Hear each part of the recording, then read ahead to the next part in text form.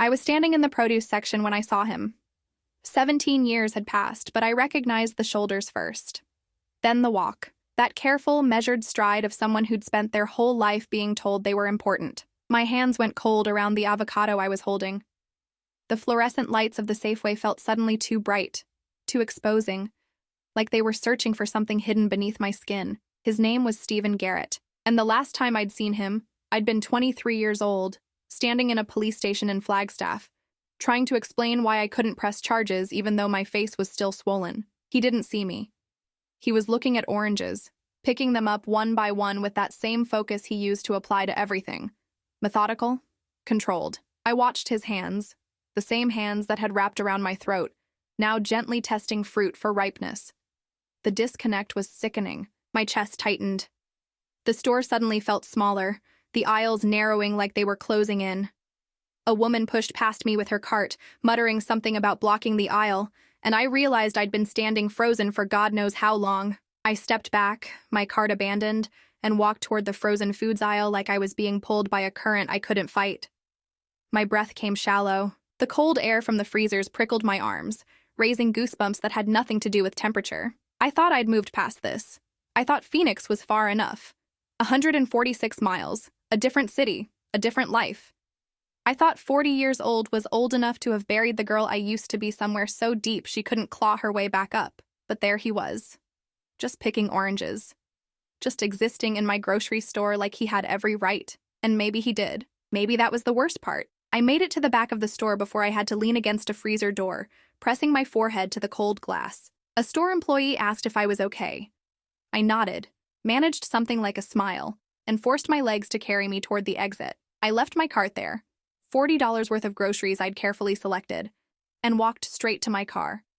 Sat in the parking lot for 20 minutes with the engine off, watching people come and go.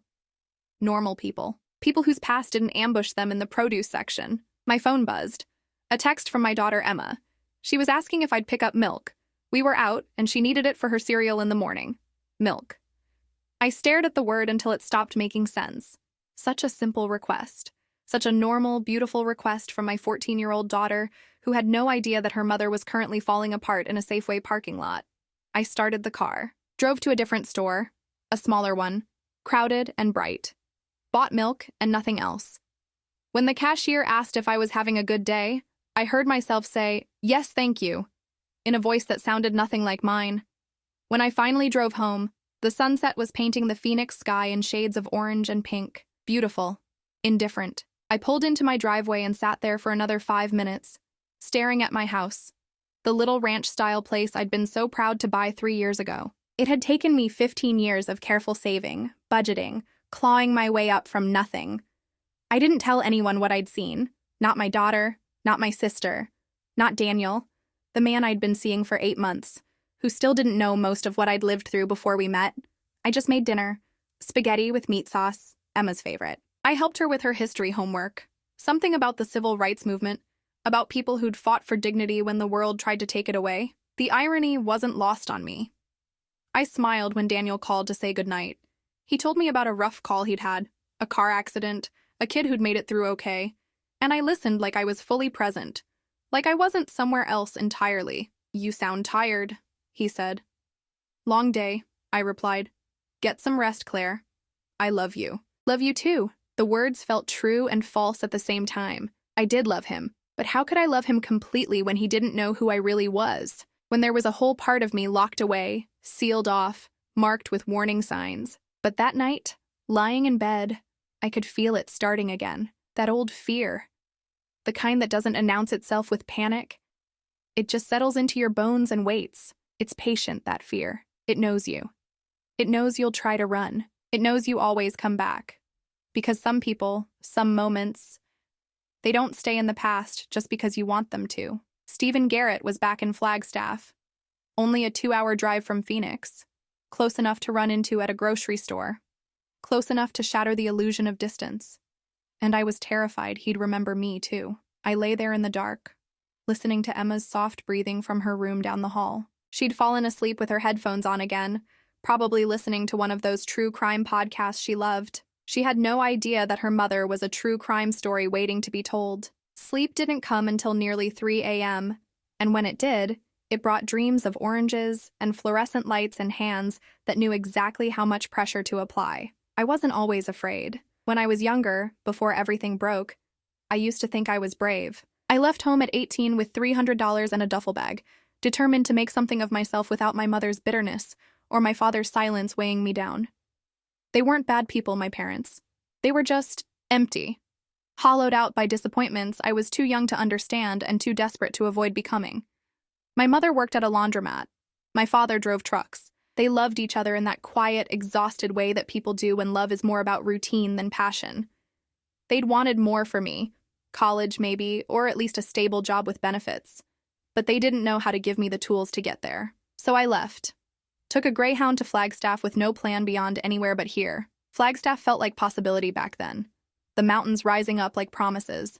The clean air that tasted different from the factory town I'd grown up in. The kind of town where people smiled at you in coffee shops and meant it.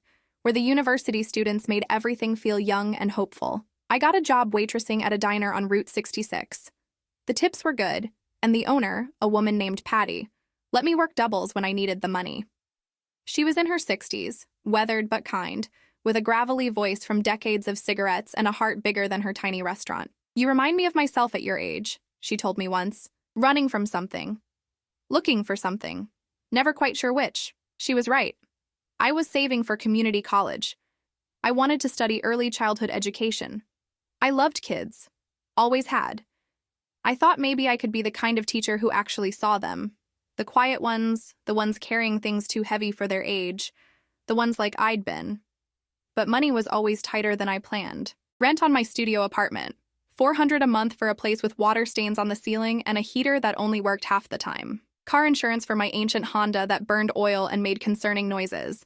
The radiator that died in July costing me $800 I didn't have. The dental work I couldn't afford to postpone after a molar cracked on a piece of ice. I was 22, working 60-hour weeks, and I was drowning in a life that should have been manageable. That's when I met Vanessa. She came into the diner one night in late September, sat at the counter, ordered coffee she didn't drink. She had this way of watching people. Not judging, just noticing. She wore expensive clothes, nothing flashy, just quality, and her nails were perfectly manicured. She looked like money, but not the kind that needed to advertise itself. When my shift ended at 11, she was waiting for me outside, leaning against a black Mercedes. "You work hard," she said, lighting a cigarette. "But you're not getting anywhere, are you?" I should have walked away. But she wasn't wrong. She told me about a different kind of work. High-end, discreet. She used words like companion and escort and professional. She said the men were professionals too. Businessmen, officers from the base, politicians passing through. She said it was safe. That she screened everyone carefully. That I could make in one night what took me 2 weeks at the diner. She said I was pretty enough, smart enough, that I deserved better than grease stains and back pain. I said no. 3 times over 2 months, I said no. But the 4th time my landlord called about late rent, threatening eviction, I said yes. It wasn't what I thought it would be. It wasn't glamorous or empowering or any of the things Vanessa had implied. It was just transactional, cold. Men paid for my time, for the illusion of connection, for something they couldn't or wouldn't get elsewhere. I learned to smile through it. I learned to turn off the part of me that felt, to float somewhere above my body while it went through the motions. I learned to shower for a long time afterward, scrubbing until my skin was red. I told myself it was temporary, that I'd save enough and get out, that this wasn't who I really was. And for a while, I almost believed it. The other girls in Vanessa's service were kind, in their way. We didn't talk much about the work itself, but we looked out for each other, shared warnings about clients who were rough or cheap, celebrated when one of us got out, went back to school, got married, moved away. I thought I'd be one of those success stories, but then I met Garrett. He requested me through Vanessa on a Thursday in March. I remember because it was one of those perfect spring days in Flagstaff. Warm sun, cool breeze, the kind of day that makes you feel like anything is possible. The hotel was nice, upscale, the kind of place that had real art on the walls and Egyptian cotton sheets. He answered the door in uniform, a captain's rank clearly displayed. He was probably 45, fit, with that kind of rigid posture that comes from years of military discipline. The room smelled like lemon cleaner and his cologne was too strong, something woody and expensive that made my eyes water slightly. He talked a lot. That was the first thing I noticed. About his career, his deployments to Iraq and Afghanistan, his plans for advancement. He talked about his wife like she was a stranger he happened to live with. He talked about respect and honor and service while paying a call girl for her time. The cognitive dissonance should have been funny. It wasn't. I wasn't supposed to see him more than once. That was one of Vanessa's rules. Spread out the clients, don't let anyone get attached or possessive. But he kept requesting me, week after week. And Vanessa didn't say no because he paid well and on time. And then one night, about 2 months in, he didn't want what he'd paid for. He wanted me to stay, talk, listen to him complain about his wife, his stress, his commanding officer who didn't appreciate his contributions. I thought maybe this was easier, safer. Just conversation. Just listening, until it wasn't. The night everything changed was a Friday in May. He'd been drinking, not drunk, just loosened. Scotch on the rocks, 3 glasses while I sat on the edge of the hotel bed pretending to be interested in his stories. He started asking questions, about me, about my life, about why I was doing this work, what my family thought, whether I liked it. I gave him the same vague answers I gave everyone. Vanessa had taught us the script.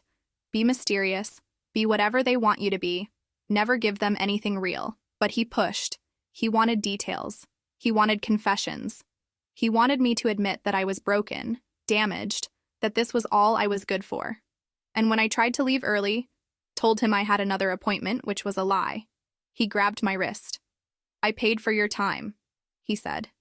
His voice was calm, measured. That's what scared me most. How calm he was. You don't leave until I say you can leave. I pulled away. He didn't let go. What happened next came fast. His hand on my throat, my back slammed against the wall so hard I saw stars, his words hissing about respect and gratitude and how girls like me should know our place. I remember thinking clearly, even through the panic, this is how I die. But I didn't die. I got away somehow. Knee to his groin, nails to his face, pure survival instinct taking over. I grabbed my purse and ran to my car, my hands shaking so hard I could barely turn the key. My throat hurt, my back hurt, everything hurt. I drove straight to the police station, my vision blurred with tears and terror. Officer Brennan took my statement. He was young, maybe 26, with kind eyes and a gentle voice. He believed me. I could tell he believed me. He took photos of my injuries, the bruises already forming on my throat, the scrapes on my back, the broken blood vessels in my eyes. He said they'd investigate. He said I was brave for coming forward. I thought maybe finally someone would hold Stephen Garrett accountable. But then his lawyer showed up, and his commanding officer, and suddenly, my word meant nothing against his rank, his record, his reputation. They didn't call me a liar directly. They just made it clear that pursuing this would destroy me, not him. They mentioned my work, my lifestyle choices. They said a jury would never believe someone like me over someone like him. Officer Brennan fought for me. I could see it in his face, the frustration, the anger at his own powerlessness. But he was overruled, so I dropped the charges. I left that life, stopped answering Vanessa's calls, moved to Phoenix with what little I'd saved, got a job in a call center, started over from nothing. And for 17 years, I didn't think about Stephen Garrett. I built a life, had Emma, raised her alone, moved slowly from call center to administrative work, bought a house, created routines and safety and normalcy, until I saw him holding an orange in the produce section. And suddenly, I was 23 again, running from a hotel room with a hand-shaped bruise on my throat. The weeks after I saw him, I became a ghost in my own life.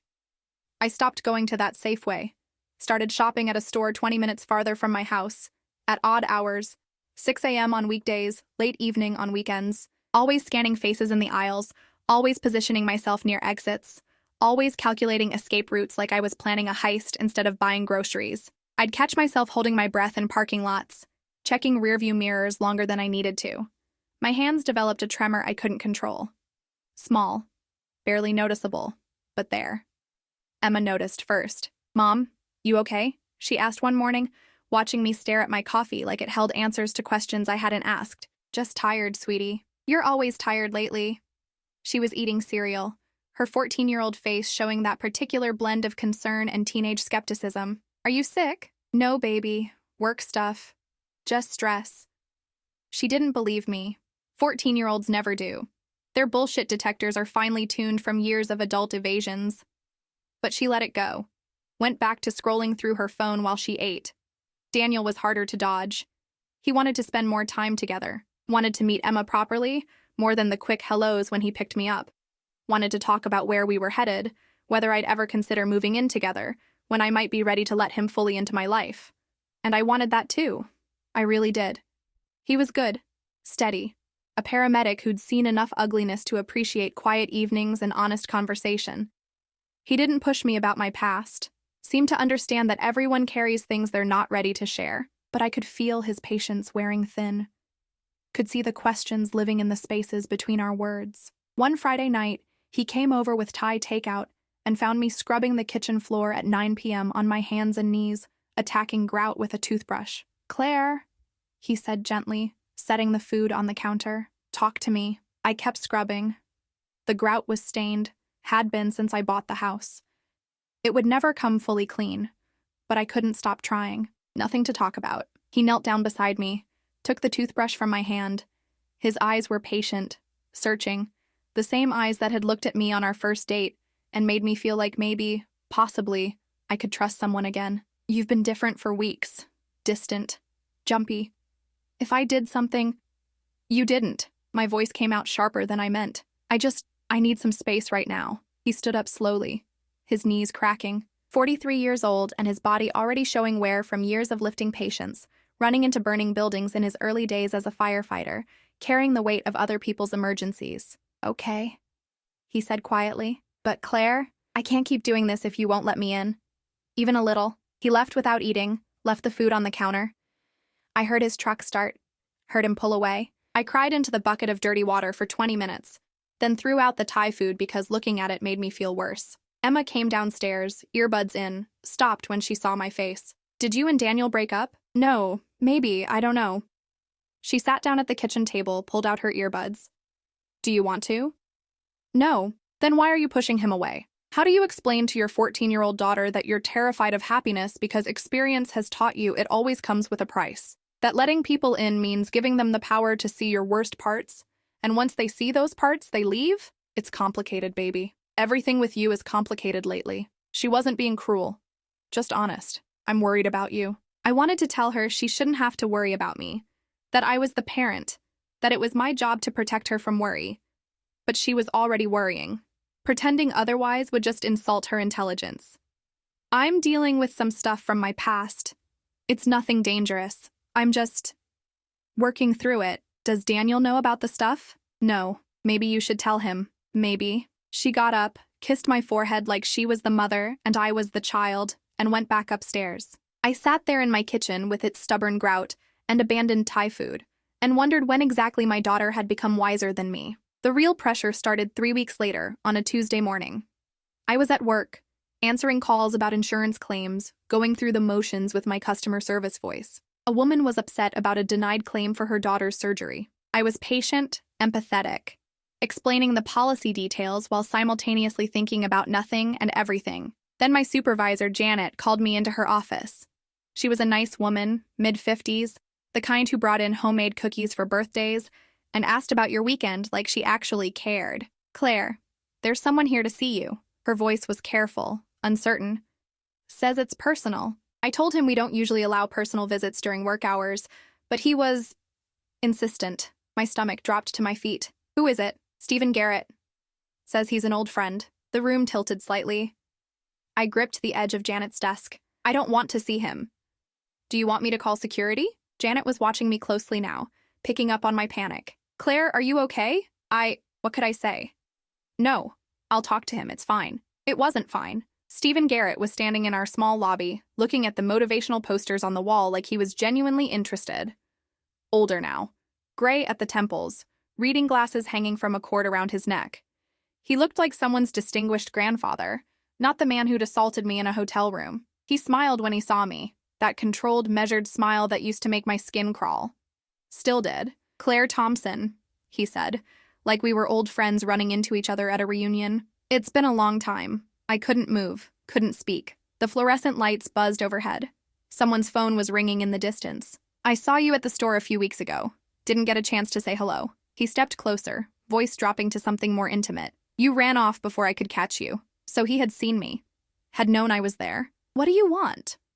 My voice was barely a whisper. Just to talk. Reconnect. He pulled out a business card, held it out to me. I'm retired now. Moved back to Flagstaff full-time. Doing community work. Youth mentorship programs. Youth programs. The words made my stomach turn. I thought it'd be nice to reconnect with old acquaintances. Make sure we're all on the same page about the past. I took the card because refusing seemed dangerous somehow. It was professional. Expensive looking. His name embossed in navy blue under a logo for something called Future Leaders Initiative. I don't think we have anything to talk about, I managed. Oh, I think we do. His smile never wavered, but his eyes were cold. Dead. I'm building something important in Flagstaff. Making a real difference. I'd hate for certain. Misunderstandings from the past to resurface and confuse people about who I am now. There it was. The threat wrapped in politeness. He wasn't just back in Flagstaff. He was building a new reputation, positioning himself as a pillar of the community. And I was a loose end.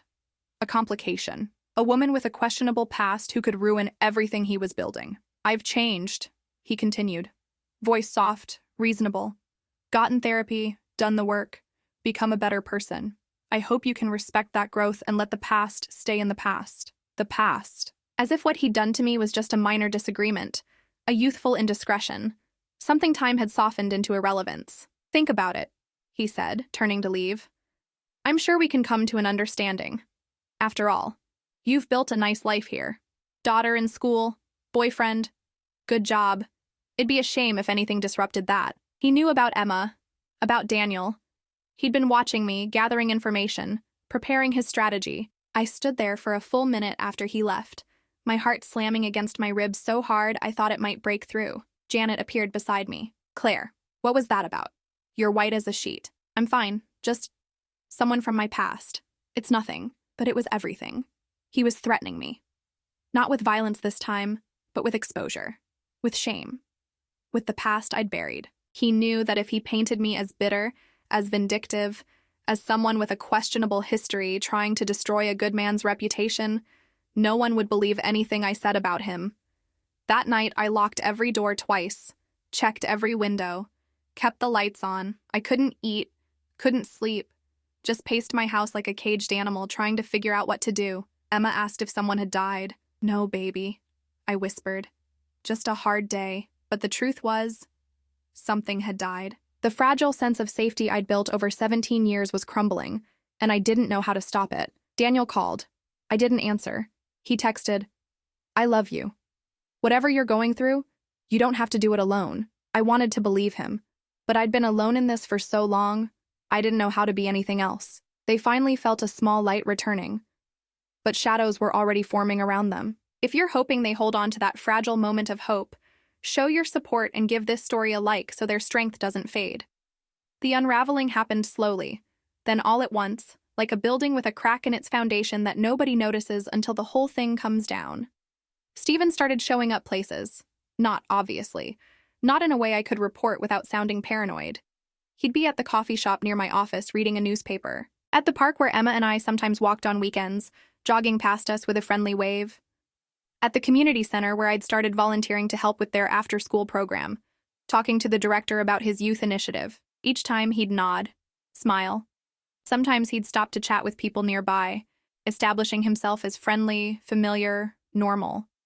The kind of man who remembered your name, asked about your day, seemed genuinely interested in making the community better. I was the one who looked paranoid. I was the one who flinched when someone came up behind me. I was the one whose hands shook when I saw a military haircut in my peripheral vision. My coworkers started noticing. Janet pulled me aside twice to ask if everything was okay at home. You seem stressed, Claire. More than usual. If you need time off or someone to talk to. I assured her I was fine. What else could I say? That a man from my past was stalking me so carefully that he never crossed any legal lines? That I was terrified but had no proof of anything actionable? Daniel asked me directly one night, after I'd canceled our dinner plans for the third time in 2 weeks.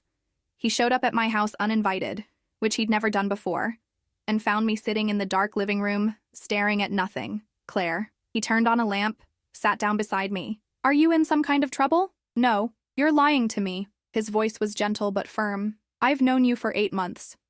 I know when something's wrong. And something has been very wrong for over a month now. I wanted to tell him. God. I wanted to collapse into his arms and let someone else carry this weight for once. But how do you explain to a good man, a man who coaches Little League and volunteers at the food bank and believes in basic human decency, that you used to do work you're ashamed of? That a monster from that past is back and using your own history as a weapon? I'm fine, I said. Just stressed. He looked at me like I was a stranger. Someone he'd thought he knew, but was realizing he didn't. You won't let me in. You won't let anyone in. That's not fair, isn't it? His voice cracked slightly. I love you, Claire. I've loved you since our 3rd date when you cried during that documentary about rescue dogs. I've loved you through your bad moods and your silences and your walls. But I can't love someone who won't even try to trust me. I do trust you. Then prove it. Tell me what's happening. We sat there in the semi-darkness. The words I needed to say caught in my throat like broken glass. I can't. I finally whispered. He stood up, walked to the door, paused with his hand on the knob. When you're ready to let someone love you completely, call me. Until then, I can't keep doing this. He left. I sat there in the dark and let him go because it felt safer than risking the truth. 2 days later, Emma came home from school upset. Her best friend's mother, Mrs. Henderson, had uninvited her to a sleepover. No explanation, just a sudden change of plans. Then her soccer coach moved her from starting position to bench without reason. Says I need to work on my attitude, Emma said, confused and hurt. But I haven't done anything. I felt it starting. The whispers, the slow poison of reputation spreading through our small corner of Phoenix. I didn't know what Stephen was saying, or to whom, but I knew how rumors worked. You didn't need proof. You just needed suggestion. A concerned comment here, a vague warning there. I knew her years ago in Flagstaff.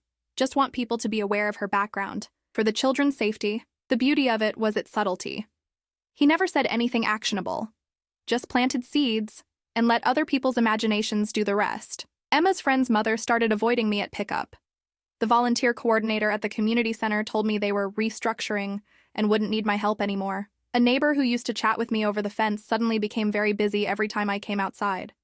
I was being erased, edited out of my own life, one relationship at a time. I confronted him, stupid, reckless, desperate, but I couldn't help it anymore. I found him at the coffee shop, sat down across from him uninvited. My hands were shaking, but I gripped my thighs under the table to hide it. What are you doing? I asked, voice low but shaking. He looked up from his newspaper, calm, took a sip of his coffee. Drinking coffee, reading the news, pretty standard morning. You know what I mean. You're destroying my life. I'm not doing anything, Claire. I'm just living here. If people are making judgments about you, well, maybe you should ask yourself why. You're spreading lies. Am I? He folded his paper carefully, methodically, creating sharp creases. I haven't said a word about your past. Haven't mentioned anything specific. I don't need to. You're doing that yourself by acting so unstable. So paranoid. I felt the trap close around me. He was right. My fear was making me look guilty, paranoid, unhinged. And the more I tried to defend myself, the worse it would get. What do you want?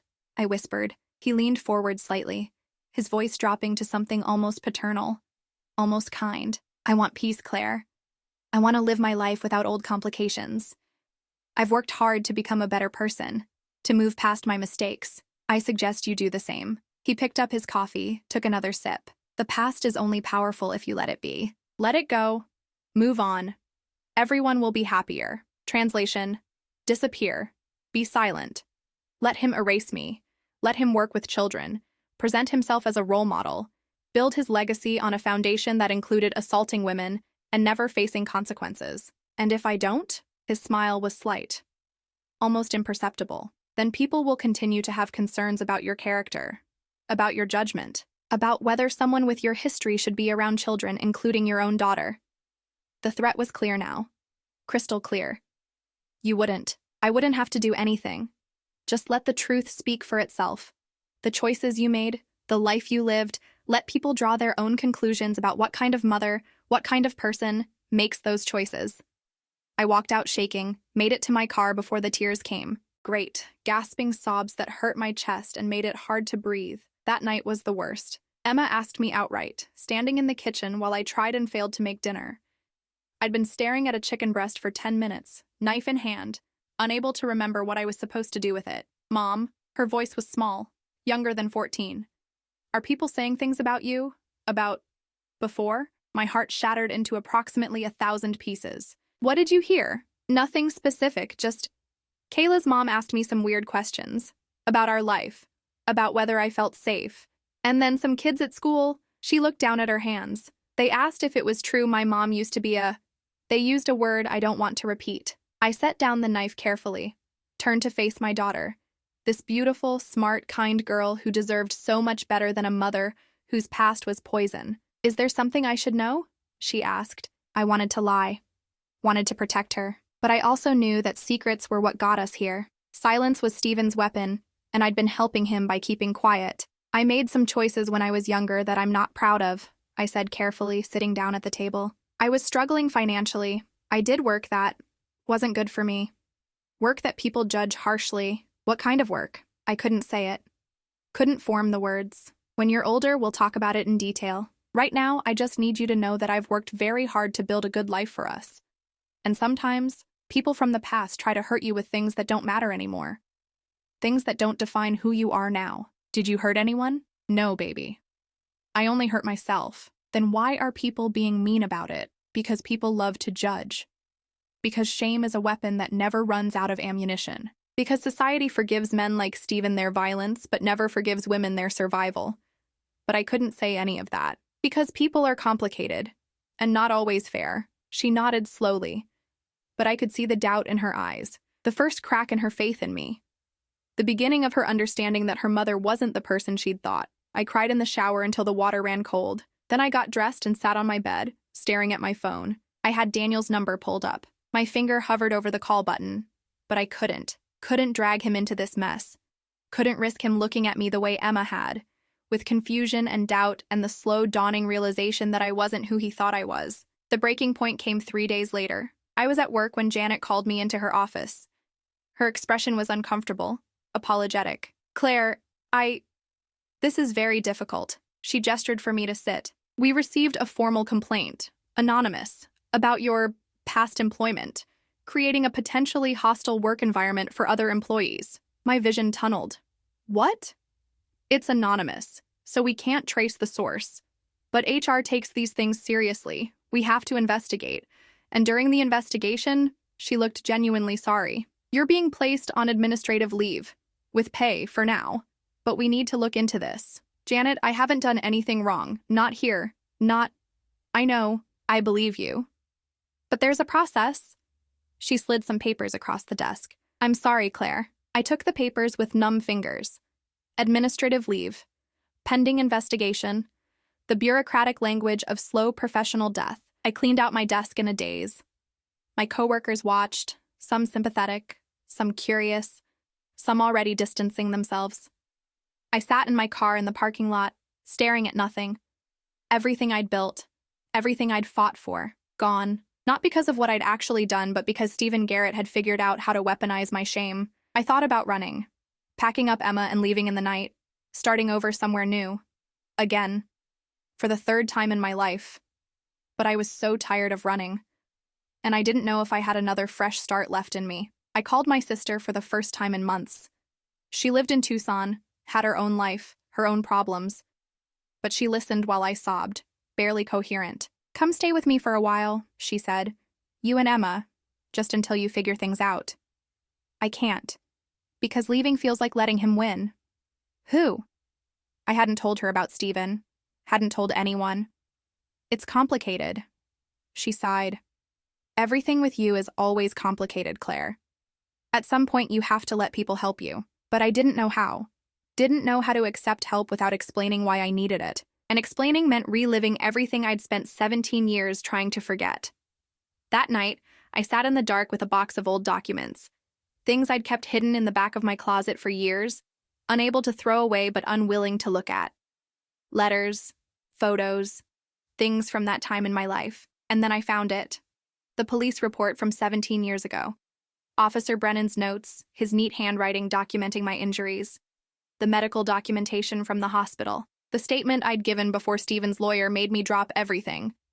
It wasn't much. It wasn't proof of what he was doing now, but it was something. I stared at that faded report, at the words describing bruises and fear, at the evidence that I had tried once to fight back. And for the first time in weeks, I felt something other than fear. I felt rage. I made a decision that night. I wasn't going to disappear. I wasn't going to let shame silence me again. Not this time. But I also knew I couldn't fight this alone.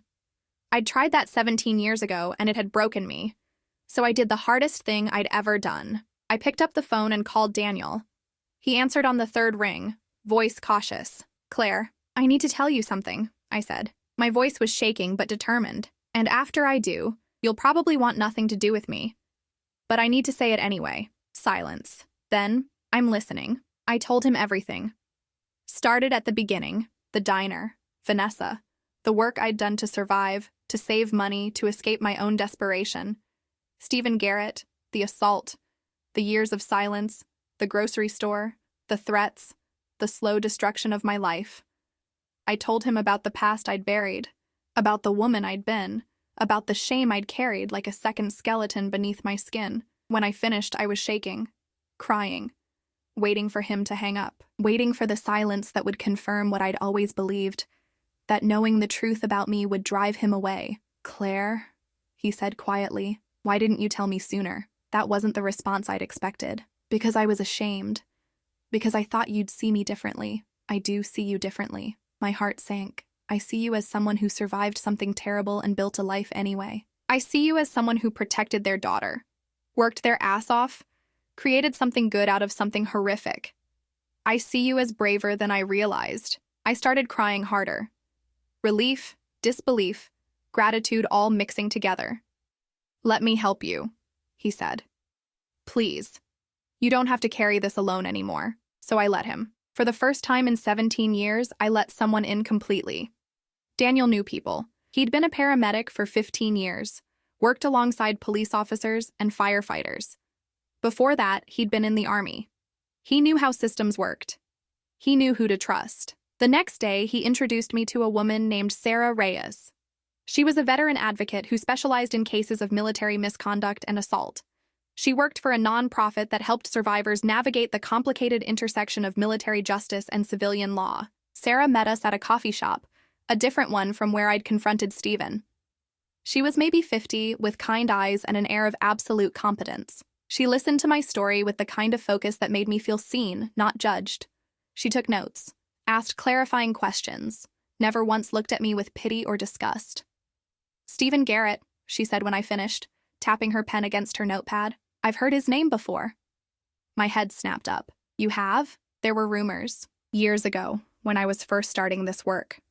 Nothing formal, nothing that went anywhere, but there was a pattern of complaints that got buried under his commanding officer at the time, a Colonel Marcus Wade. She pulled out her laptop, started searching through files. Wade was known for protecting his officers, sweeping things under the rug to maintain unit cohesion, protect the base's reputation. There were at least 3 other complaints against Garrett during his time in Flagstaff, but they all disappeared. My hands were shaking. 3 others? At minimum, probably more who never came forward. She looked at me directly. "You weren't the only one, Claire." The first twist hit me like lightning. I wasn't alone. The understanding flooded through me. 17 years of believing I was the only one, that maybe I'd somehow brought it on myself, that maybe it wasn't as bad as I remembered. And now learning that there were others, that it wasn't me. It was him. It had always been him. Sarah made some calls over the next few days. She had connections, resources, a network of advocates and survivors and journalists who specialized in uncovering patterns of military misconduct. She found 2 other women willing to come forward. Both had worked as call girls in Flagstaff during Stephen's time there. Both had similar stories of escalating control, violence, threats. Both had been too afraid to press charges. We met in Sarah's office on a Tuesday afternoon. Their names were Michelle and Dara. Michelle was about my age, worked as a dental hygienist now, had 2 kids. Dara was younger, maybe 35, a nurse in Flagstaff. We sat in a circle and shared our truths, and for the first time in my life, I didn't feel like a victim. I felt like a witness, like someone with testimony that mattered. Michelle cried when she talked about the night Stephen had held her underwater in a hotel bathtub. I thought I was going to die, and when I tried to report it, his lawyer called me a liar. Said I was trying to extort him. Dara's voice shook as she described being choked unconscious. I woke up on the hotel floor. He was gone. I had to drive myself to the hospital. We were different women, different circumstances, but the pattern was identical.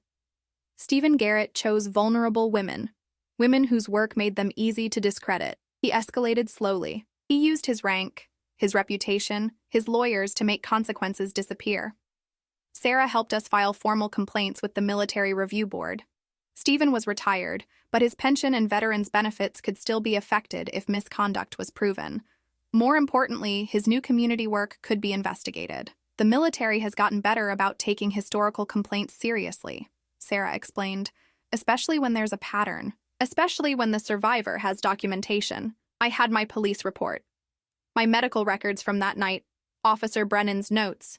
Michelle had hospital records. Dara had photographs she'd taken of her injuries, hidden on an old phone she'd never thrown away. Together, we had proof. But the real breakthrough came from an unexpected source. Officer Brennan. He'd left the Flagstaff Police Department years ago, moved to Prescott, worked in community policing. But when Sarah tracked him down and told him Stephen was back, threatening me again, he did something extraordinary. He kept every file from my case. The official investigation had been closed, but he'd made copies. Kept them in a box in his garage for 17 years because something about the way my case had been shut down never sat right with him. I've thought about you over the years, he told me on the phone, his voice older but still kind. Wondered if you were okay. I'm sorry I couldn't do more then, but maybe I can do something now. He sent Sarah everything. Not just my case file, but notes on the other complaints that had been filed against Stephen. Complaints that had officially disappeared, but that Brennan had documented in his own personal records. And then he did something even more important. He reached out to a journalist he knew, someone who'd been investigating patterns of assault cover-ups in military communities. Lisa Oberg called me on a Wednesday morning. She worked for a regional newspaper, but had won awards for her investigative work on military misconduct. I've been building a story about systematic protection of abusers in the armed forces, she said. Your case fits a pattern I've been tracking. But there's more. Something bigger. She'd found evidence that Stephen Garrett's commanding officer at the time, Colonel Marcus Wade, had actively buried multiple complaints against officers under his command. It wasn't just about protecting Stephen. It was about protecting the institution's reputation at the cost of women's safety. Wade had retired as well, with full honors. He'd written a book about leadership and military values. And now he was a consultant for the exact youth program Stephen was running in Flagstaff. The second twist came when Lisa showed me what she'd found. They were still working together, still protecting each other. The youth program wasn't just Stephen's rehabilitation project, it was Wade's too.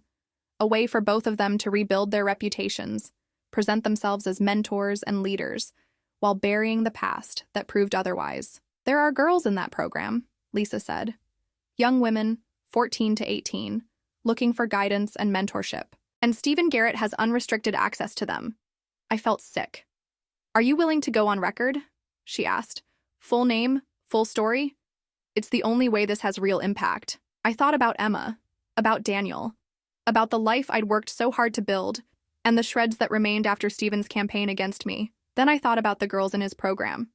The vulnerable ones, the ones looking for someone to believe in, the ones who didn't know what kind of man was presenting himself as their mentor. I thought about who I would have wanted in my corner when I was their age. Yes, I said. I'll go on record. The article ran on a Sunday morning, 2 weeks later. Front page of the regional section, with a full online feature that went viral within hours. Decorated Officer's Dark History, How Military Brass Enabled Serial Abuser. My name was in it. My full story. Michelle's, Dara's. Our faces, our voices, our refusal to be silent anymore. And the proof. The documented pattern. The complaints that had been buried. The systematic cover-up orchestrated by Colonel Wade and others like him who valued reputation over justice. The article didn't just expose Stephen Garrett. It exposed an entire system that had protected him, enabled him, allowed him to hurt women without consequence for decades. Within hours, it was everywhere. Local news picked it up. Then regional. Then national outlets started calling. My phone wouldn't stop ringing. Emma stayed home from school, sitting beside me on the couch, holding my hand while I gave interview after interview. "Are you scared?" she asked during a break. "Terrified," I admitted, "but also free. For the first time in 17 years, I feel free." She hugged me tight. "I'm proud of you, Mom. I know I didn't say it before when you first told me, but I am. You're the bravest person I know." Daniel came over that night with flowers and pizza. He didn't say much, just sat with us, his presence steady and solid and exactly what I needed. Within 48 hours, Stephen Garrett was removed from the youth program pending investigation. The program itself was suspended while authorities reviewed its leadership and protocols. Colonel Marcus Wade resigned from his consulting position. His publisher pulled his leadership book from circulation. The military opened a formal review of the cases. Not just mine, but the entire pattern of complaints that had been systematically buried. My work called. Janet's voice was warm, apologetic. "The investigation is closed. The complaint has been withdrawn. We'd love to have you back whenever you're ready." The anonymous complaint had disappeared as quickly as it had appeared. Funny how that worked once Stephen lost his power. Emma's soccer coach apologized, put her back in starting position. Mrs. Henderson called, embarrassed, saying there'd been a misunderstanding about the sleepover. My neighbor started waving again over the fence. The whispers stopped. Or maybe they continued. But they didn't matter anymore because the truth was louder. Sarah Reyes called with updates. "The review board is taking this seriously. There's talk of formal censure, possible reduction in benefits. And the DA and Flagstaff is reviewing whether criminal charges can be filed." It wasn't guaranteed. The statute of limitations was complicated, but it was something. More women came forward. Not just from Flagstaff, but from Stephen's other postings. Germany, California. A pattern spanning 25 years. We weren't isolated victims anymore. We were a chorus. The truth finally rose above the fear. And justice spoke louder than silence. If this moment gave you chills and reminded you of the power of quiet strength, subscribe now so you never miss another story that heals the heart. 3 months later, Stephen Garrett took a plea deal. He wouldn't serve prison time. The statute of limitations and jurisdictional issues made that complicated, but he pleaded guilty to multiple counts of assault. His military pension was reduced by 40%. He was required to register as an offender. He was barred permanently from working with youth programs or holding positions of authority over vulnerable populations. It wasn't everything, but it was justice of a kind. More importantly, the system that had protected him was exposed. New protocols were implemented for investigating complaints. Colonel Wade and 2 other officers faced formal disciplinary proceedings. The silence that had protected Stephen Garrett for decades was finally, irrevocably broken. It's been 8 months since the article ran. Stephen Garrett moved away. I heard he went to Montana, somewhere remote where nobody knows his name yet. Maybe he'll rebuild again. Maybe he won't. I don't spend much time thinking about him anymore. Michelle and Dara and I still talk sometimes. We've become friends in the way only survivors can. Bonded not by trauma, but by the choice to transform it into testimony. Michelle's planning to go back to school to become a counselor. Dara started a support group in Flagstaff for women leaving difficult situations. We're building something from the ruins Stephen left behind. Emma knows the full story now. Not all the details. She doesn't need those, but enough.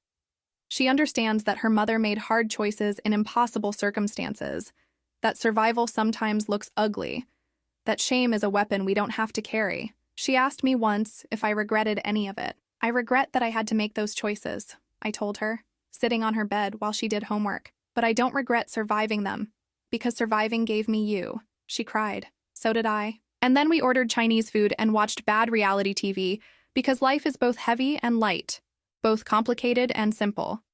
Daniel proposed on a Tuesday evening. Nothing fancy. We were doing dishes after dinner, and he just turned to me and said, "Marry me." I said yes immediately, then cried for an hour.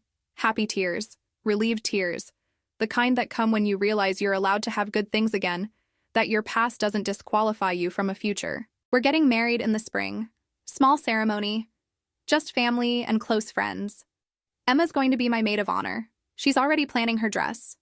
I went back to work. It's just a job, nothing glamorous, but it's mine and I earned it honestly. Janet brought in a cake my first day back, and my coworkers sang that awkward birthday song except with "Welcome Back" lyrics. It was dorky and sweet and exactly what I needed. I volunteer again now, but at a different place. a women's shelter where I help survivors of violence navigate the systems that failed me. I know what it's like to be told your word doesn't matter. I know what it's like to be silenced by shame, so I sit with them. I listen. I believe them. And sometimes, when they're ready, I tell them my story. Not as a cautionary tale, not as inspiration porn. Just as proof that shame doesn't have to be permanent, that speaking up is possible, that justice, even imperfect justice, is worth fighting for. Officer Brennan came to visit last month. He's retired now, grandkids and a house in Prescott. We had coffee, talked about everything and nothing. "I'm sorry I couldn't help you more back then," he said. "You helped me more than you know. You believed me. You kept the files. You gave me proof when I needed it most." He nodded, looking older than his years. "I've thought about all the cases like yours. The ones that got buried. The women I couldn't help. It haunts me. Then help them now. Speak up when you see it happening. Use your voice for the ones who can't use theirs yet." He promised he would. I'm writing this now from our back porch in Phoenix. Daniel and I bought a bigger house last month. One with space for Emma to have her own bathroom, which she claims is the most important thing in the universe. The evening light is that particular shade of gold that only exists in Arizona. Soft and warm and forgiving. Daniel's cooking dinner inside. Something with garlic, the smell drifting through the open window and making my stomach growl. Emma's practicing guitar in her room, the melody drifting through the open window. She's gotten pretty good thinking about starting a band with her friends. And I'm sitting here, watching the sun paint the sky in shades of amber and rose, thinking about that girl I used to be.